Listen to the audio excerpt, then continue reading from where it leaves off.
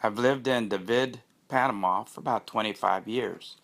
David, Panama is in a small province of Chiriquí, Panama, and it's about 3 hours from the Panama City.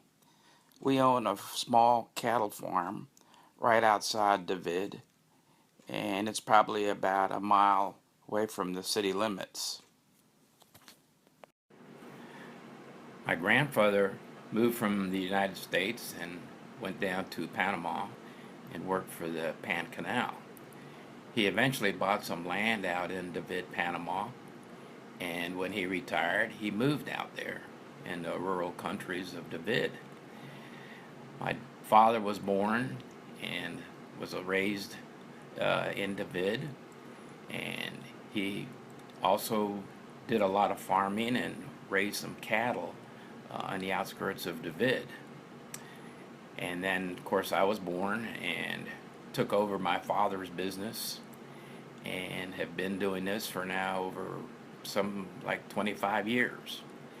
And of course, now my children are here in David with me, which would probably equate to about 4 generations that have lived here in this area of David. David as a whole is a very middle class city. You'll see also some extremes where you'll see the very poor areas that are very underdeveloped.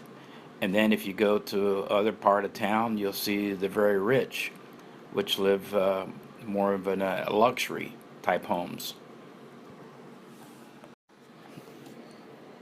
A couple social problems that I think that exist in David is mainly like the transportation, where the roads are very underdeveloped. Some roads have not even been paved.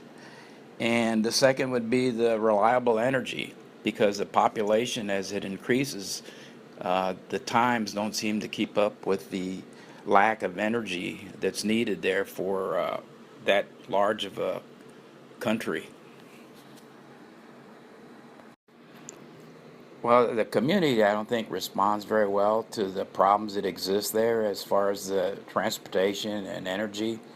The people there don't seem to be very aggressive in trying to improve the development of the city and the country. So, kind of like a lot of the Panamanians, they're just kind of laid back and life goes on. Well, I know a couple things that I've done as far as the transportation goes. I've bought me a vehicle that I can transport around some of the rough roads and the terrain that exists around the vid. Bought me a generator when electricity goes out so that I have electricity when it does go out. So that's how I've taken care of the problem. I've tried to talk to the community leaders to see if we can improve these social problems. I see a lot of people of David take a great pride in their community. We have great voter turnouts for their election of mayor. People are very quick to volunteer for civic duties and have great support for a good education. It's very noticeable there. And the movement for more of the inner city population tends to see more of the people moving to the rural areas. We have a cattle organization that helps to protect all the cattle industry. We call it Fuerza de Todos, which means strength for all.